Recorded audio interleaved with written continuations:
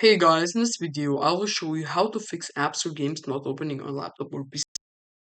This video helps you subscribe who really supports me, so it's really simple. I'm going to show you three methods. So let's say an app is not opening for you, so the first way is just to go to search and type in Task Manager, so open up Task Manager.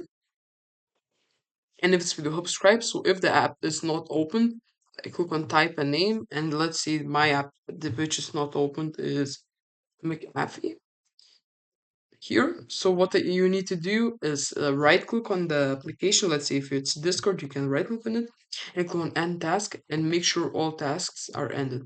Yeah, just sure that's all the tasks are ended.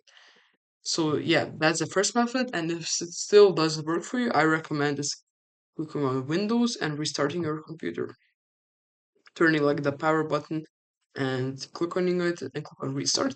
And the last method, what I recommend to you, is removing the app and installing it again. So let's say when you click on search and type in remove, add or remove programs.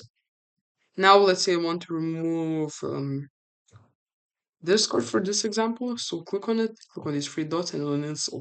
Then run install it again and try opening it. And if it still doesn't work, it's your PC 100%. So